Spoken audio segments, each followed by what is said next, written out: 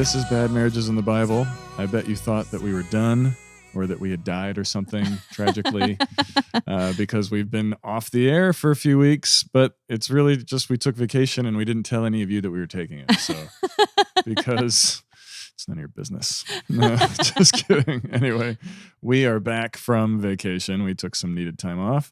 And so we're back with Bad Marriages in the Bible, and I am Sean.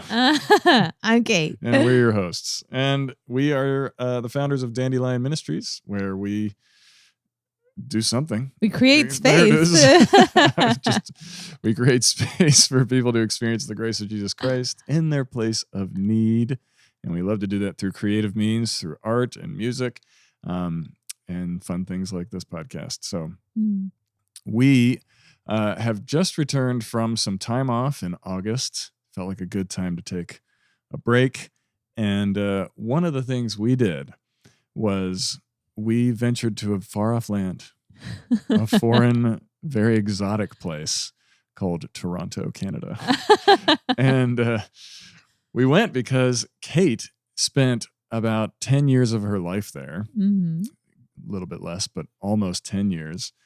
And I met her right after she moved back to the U.S. from there when we were teenagers. And we've been together for 28 plus years now, and I still have never gone to Toronto. I never made my way up there to see it. I've wanted to. We've talked about it for almost the entirety of our relationship. I was just like, this is the year, let's go. And so we finally went, and we took the girls with us, or two girls, and went up to see the land that deeply influenced my wife and made her super interesting to me. Right? It's the Canadian side, I guess. But this, it's the joke that people have when they go away for the summer. It's even like it even happens in Greece, right? When he comes back from summer vacation and he had met some Australian girl, but they're always like a made up girlfriend, right? Oh, I had this girlfriend once that I met at camp, and you say, oh, she was from Canada, so you'll never meet her. And we were like, right, that's total BS. You guys totally made that up. But it was true for me. I met this girl from Canada. She's actually from Connecticut via Canada. And anyway, that's my fun little thing, that it actually was real. And she was like so different from all the other people that I'd known. And I'm joking around that it was this deep influence of Canada, but hey, there's something there. But we wanted to talk about it a little bit because it does have something to do with the Bible. We're supposed to be talking about the Bible, right? And marriages and how the Lord brings redemption through them, and how what we see in the Bible is just regular people having difficult times in their relationships. But there's this strange passage that as we were walking through Song of Songs last in July, about knowing, wanting to be the brother, right? Wanting the bride says, I wish you were my brother. So we're going to talk about that a little bit. This is totally not anything Sean or I have ever wanted. Yeah. I never I just wish you were my sister because I'm really into incest. But that is not what this passage is talking about. And we did talk about it a little bit weeks ago, but we thought this would be a great opportunity to revisit it a little bit because our trip to Toronto was kind of in that vein. That's right. Kate, what do you have to say about it? Well, I've been talking. Yeah. So Song of Solomon, chapter 8, it begins, oh, that you were like a brother to me who nursed at my mother's breasts. Yeah. I mean, right? I don't have to say anything about it. If I found you outside, I would kiss you and none would despise me because it was normal to kiss your brother in public. They don't mean like French kissing, making out. They mean like any. That's right. Of course, like France didn't even exist back then. It's totally anachronistic. So you guys remember one of our favorite movies is Sabrina, the one with Harrison Ford and Greg Kinnear and all that. And Julia Ormond. And there's a scene when David, who's the young rich playboy guy, is dancing with Sabrina, who grew up in the garage. She's the chauffeur's daughter. And he's engaged though with to somebody else, this doctor from the city. And her dad, the doctor from the city's dad, is watching him dance with Sabrina. And the mom, David's mom, is trying to explain. She's like, "Oh, she's like a sister to him. Really, they've known each other forever." And he's like, "I have a sister, and we don't dance like that." That's right. That's not how we dance. Anyway, that's what Kate's saying. It's not like French kissing, but that's anyway. But they weren't allowed any public display. The only male-female public display of affection that was, even though it was familial and platonic, would be with your sibling. So she was like, "Ooh, I wish I could at least even hold your hand or give you a peck on the cheek or something. Mm-hmm. And if you were my brother, I could." And then she wants to take him into the house of her mother, who used to teach her the ways of love and the ways of marriage, which we've talked about that on this show. If any of you have ever had the sex talk with your parent, we have yet to meet somebody who had a positive experience. I loved that talk. I would like to say it went very positively with our 13-year-old, but from our point of view, it was excellent. It was spotless. Yeah. Who knows what she's going to say to her therapist years from now. We do joke about how it was like the worst thing ever for her too, which I was so glad about because she hasn't been violated in that area. So it shows, you want that kind of experience because that means that has not been a source of abuse for them. Yeah. If it has been a source of abuse, and it's not new and it's not gross. I mean, it's gross, but it's abusive. So that makes our hearts go out to all who have been who have suffered in that way. Mm.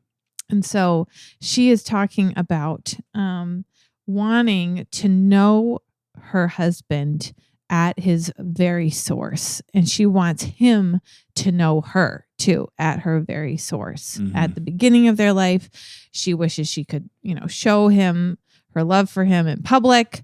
And then also she wants to be known by him, in her childhood home where she grew up, where her mother used to teach her. And right there, we're at a point of consummation in the whole book where she gives him, my pronouns are all mixed up. She gives him her love under the apple tree and warns everybody else to wait for that moment until the right time, until the safety of marriage. And then she returns to that concept again after they have consummated their marriage, after they've had sex under the apple tree. There, under the apple tree, I awakened you. That's their poetic way of describing that. There, your mother was in labor with you. There, she who bore you was in labor. We love to talk about labor and our moms. Your mom. It is part of foreplay. I don't know about you guys. No. It never fails. Somehow, though, it does come up. Okay, I mean, we're really letting you guys into the secret parts of our marriage, but it has been a joke at times. We're talking about something, and we're actually wanting to be together, and somehow a mom comes up. It's just like, wait a second. I don't want to talk about that right now. Let's get back on track. Anyway. So yeah, exactly. Well, back then there better be some questions coming about that. I just want to say, if you haven't written in and you've been thinking about it, you should definitely ask a question now. Just kidding. Go ahead. Secrets to intimacy. This is marriage. For all of you, for anybody out there who's listening to this that's not married yet, is like, that's what happens. You talk about weird stuff. You're like, wait a second, how were you talking about this right now? Anyway, go ahead. So, in ancient Israel, she is saying, I wanted to be as close to your source as possible too. We've just been together, we've just made love, and that's the place where you were born. And I wanted to know you where you were born too. So she wants him to know her and her place of birth and growing up. And she wants to know him all the way back to his source too. And thinks that that's awesome and sexy. Yeah, well, I guess it was back then. Yeah. But it does. I mean, it matters. I'll just say that. I'm the one who was on the kind of the outside of knowing you fully in that way, because Kate moved to Pittsburgh, where I grew up, when we were in high school, as I think we've shared before, and 16. and so she's like, when we met, I took her to all my places. Like, she saw my houses. Yeah. Like, you know, I had a house, but we had lived in a couple different houses in that neighborhood in my growing up years, and so I showed her those places, took her to those stupid restaurants that I liked, and and she saw the places that I spent time in as a kid. And and so she's known my world from the beginning. But we had, since we started dating and then got engaged and all that, she took me back to Connecticut, where you were born and all that. So I definitely, I got to go to your mom's house. That's the joke about this. Like, this whole thing makes me think of your mom jokes. Anyway, so we went to your mom's house, and we saw the places where you were born, and I went to your grandma's. And so, like, I saw the places in the U.S. Yes. But there was this huge chunk of time, this 10-year period from whatever it was. What was it? 7 to 16. 7 to 16. Yeah. Where you lived in Canada.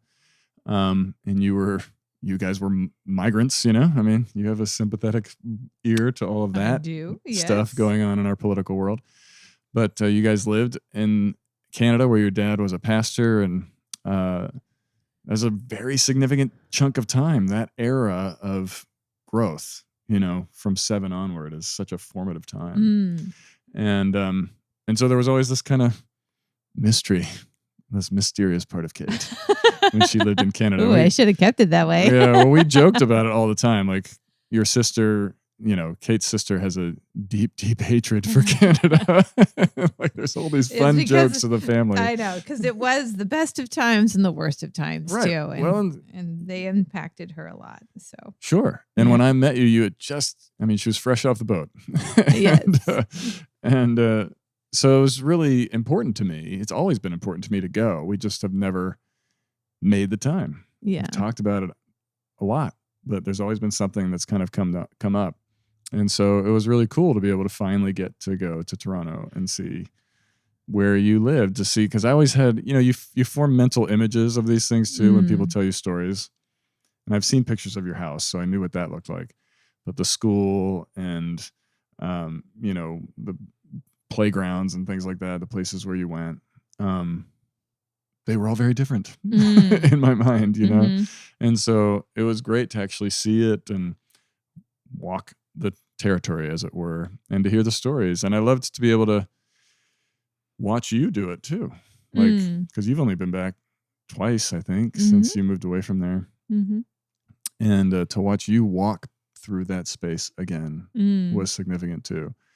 One of the big ones was Kate grew up riding horses. And so I always heard these stories of Sunnybrook Stables in Canada. And it was a magical place for you. And that we found out when we were getting ready to go back that it had actually burned to the ground, one of the barns. It was a really sad thing. And years ago, it was, I think, in 2018. But we got to go back there. It was such a formative place for you. We got to see the place. It was still, like, most of it was still there. It's just a graveyard. Unused. Yeah.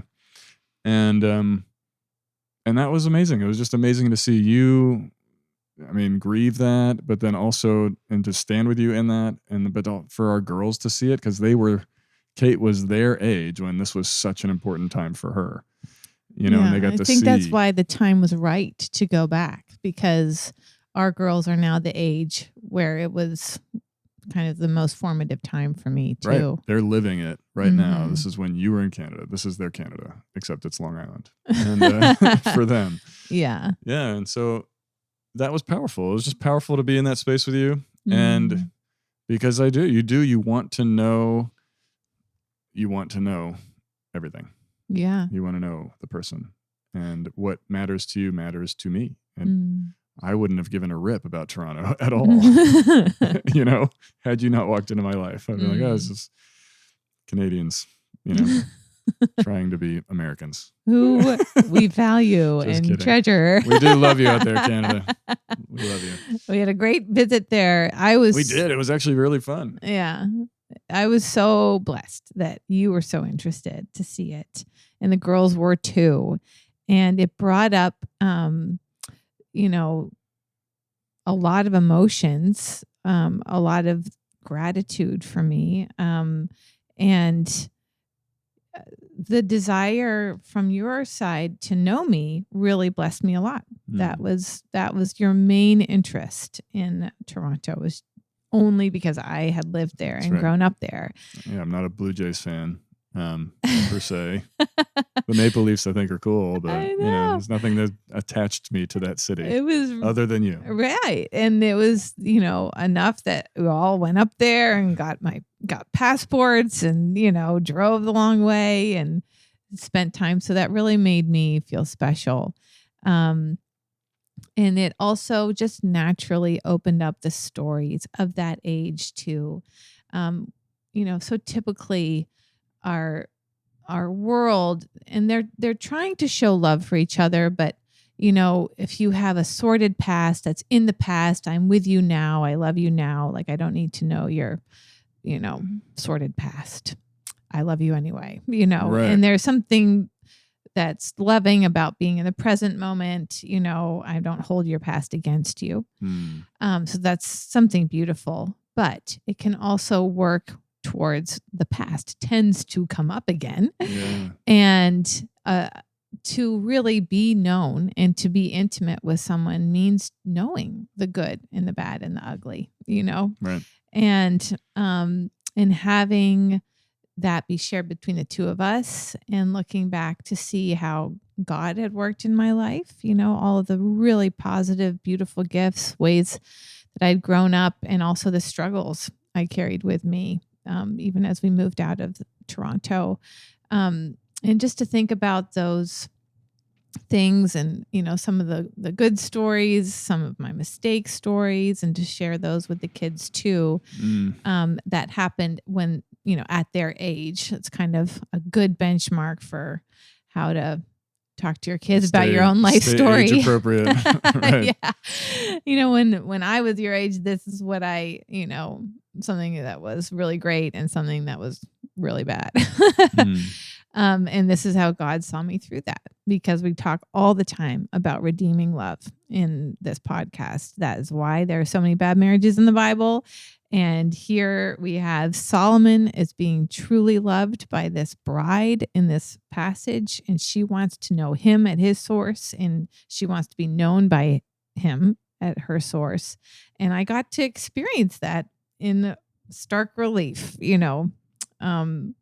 with the family in Toronto, and to think about his redeeming love and the way that he had helped with all my idols, with all of the things I was running after, with all the good things, the strengths. And it was a very rich time, and came away feeling very grateful just for you and for the girls, and feeling very loved, and also grateful for God's faithfulness to me, that he's the one that has loved me at my source, and has stayed faithful to me. And when I, would get entangled with things that are not good for me, he was the one that was invested in bringing the help needed to take me out of that. So some powerful stories of forgiveness from those years in Toronto that we could share. And I think maybe my favorite story that we told them was a car crash that I had. Right after you moved to Pittsburgh. Right after, because to visit. Yeah. I did. I had gotten my license as soon as we moved to Pittsburgh, because in Toronto you have to wait till you're 18. And so I got my license and went back to visit my friends in Toronto, and I could drive and nobody else could because they had to wait. And I promptly crashed my best friend's mother's car. Your mom's car. See, I did, another mom. Lots of moms. Yeah. I could tell that story, and there was a profound moment where one of the parents was very gracious to me when I was getting a lot of literally the police giving you convicting me of my crimes. That's right. And they were all They were scaring you to justified. death. They were all saying true things, but they were mad and they were trying to scare me out of it. And I was being convicted of all of my sins, and they were in front of everybody, and I was guilty of all of them, and I was owning it and seeing it. And then my friend's dad just came up to me and said, when I took a Porsche for a test drive, I crashed it. I just wanted you to know that. We're with you. We've been in your shoes. And that just made the tears fall. And it was a moment of grace and forgiveness. And it just helped me feel like a human. And I felt loved, when there was nobody else literally in that country who was giving me a loving word. So that was really a special moment that I carry with me, and the more powerful word of grace and forgiveness. The law is needed and good and exposes our sin, but in order to bring us to a much more powerful Savior. So those were great stories, many more like that, and all the fun I had riding those horses. You can always look at that. You can look up Sunnybrook Stables, and you can read the articles about it in the tragic fire and those horses that died. So I will always mourn those horses. I didn't know them. The ones I rode have been in heaven for quite a time because I am not young. You've been running in more beautiful fields. That's right. That's right. Galloping with the Lord. But I, along with many riders in Toronto, had great joys in those places. So I'll always be grateful. Yeah, well, and like you said, it just helps. It just fills in. It just continues to deepen the knowledge of each other. And I loved it. I loved seeing it. And it really does form you. You were formed by those years. It's not like, you exist in and of yourself, of course, but it's always that debate, nurture or nature. Like, it's both. And that was part of your time of formation. And so I was so glad to be able to see it. I've known all the family stories for years from that era. And, but to actually, just see them, to think of them in that context and to be in it was just special. And it also, brought up emotions for me about your dad who passed a few years ago, and just, thinking of your family and your family's life and how you guys kind of had to walk through that and did the best you could with what you had at the time. It's what so much of our stories are. And it gives just more compassion for your whole family. It does. But also just, and knowing and thinking about you as our girl's age, walking through, all of that, what it was to live even if Canada's not that vastly different from our country, it is still a different country, and it is different. It's a different culture, and just what that meant for you as a kid growing up with that. So, yeah, I loved it. And it's super important. It makes me, for some reason, I've been thinking of Good Will Hunting a lot lately, but that is what it makes me think of. I don't know if you guys have seen that one too. And Will and Skylar are getting to know each other, and she wants to meet his family, and he's ashamed of being an orphan. And he makes up the fact that he's got 9 brothers or something. And he has a really hard time opening up to her. And then they have that really kind of crucial argument when he breaks down, and he confesses and angrily at her, that he has been abused by step parents and all this kind of stuff, foster parents and all that. And, but you see that she did want to know that. She wanted to know, and she wanted to see and to hear, and she didn't know, but she wanted to love him in those places. And that's the thing that, we all walk through life with our stories, and sometimes there's a lot of shame in there, and we're afraid of sharing them with people because of the fear of getting hurt there again. There's pain that we carry in that spot. And so to have that spot be brought out into the light and risk being hurt again there is I think oftentimes we just can't think we can bear it. And so we hide it, And, but that's the beautiful redemptive power of love in the Lord, first of all. That's what the Holy Spirit will do. Yeah, having him take us right to those places. Mm-hmm. That he loves not to, as we've said so many times, is not to just bring up pain. It's what a lot of people will say about counseling or things like that. They just make things worse because they make you think about things that hurt. And but it's the Lord actually bringing them up because he wants to love us there, and that he does love us there. He wants us to actually, it's not that he wants to love us there. We use that language a lot because we anthropomorphize God all the time. It's not that he's wanting to do something. He's doing it. Yeah. And he wants what he wants. The reason why he's bringing it up, he wants us to experience the love there. He wants us to feel what he's done for us on the cross in that place. And that is something that he does. And he does it in marriage so often. I mean, it's one of the great, relationships that you might experience in life, where you really do feel loved in your place of shame. But it does take that risk. And so often it is walking back into those places, going back to your mom's house, or wherever it is, going back to your story, and actually experiencing the thing you so desperately want, but are often hurting so much and too afraid of to risk, But God in his wisdom has marriage kind of force us into those places sometimes. He does. He does. And I loved that. I loved getting to see, it was only for a couple days. We did have to go to Canada's Wonderland and ride a bunch of rides to make it a fun vacation for the girls. But it's only a couple of days, but it was still really significant time. It was. And so I'm so glad. And I still have to take you back to Guadalajara, where I actually spent. I'm kidding. There's a secret spot in my life that you don't know about.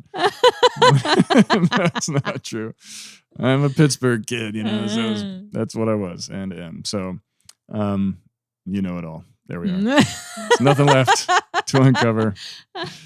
But it is a significant thing, and I, if you're out there and you've got your stuff and your story, and you're working with things in areas and places in your life where you may have been hurt, or you've got, kind of areas that you would rather hide or not let others know about, or you're kind of hoping or wishing that somebody did know about it, and you don't have anybody. I just want to encourage you that the Lord does know. He's there, that he actually has been in your life from the very beginning, and that his love is for you in that place, and that he actually speaks his word of grace and love and compassion, that he knows you there, and that his grace and forgiveness covers that place, and that his healing is for you, that he actually, it's one of the things the scriptures tell us so very explicitly, that he takes our shame. And he brings healing. So I just want to encourage you, and let you know that the Lord is for you in that place, and that there is someone, if you feel alone in these things, there is someone that knows you and loves you there. So, yeah, I don't know if you have anything else you want to add, Kate. You were looking at me like no. So we've said a lot. It was good. It's good to be back with you guys. We will get back into moving through the scripture. We're trying to find any kind of marriage in the books of 1st and 2nd Chronicles, and there's not much. So we'll just keep moving in. There's going to be tons in the minor prophets. So we're going to lean in and continue to see how the Lord meets us through our relationships and brings grace and healing to us. And so we just are grateful for you guys listening. Hope you have had a good few weeks. We will be back with you next week. We have, as always, in the show notes, ways for you to hear more about Dandelion Ministries if you want. Our website is there. You can support the show if you want through there. And also you can send us any questions or comments or prayer needs to my email, which is in the show notes. And we will catch you next time. Thanks for listening. Bye. Bye.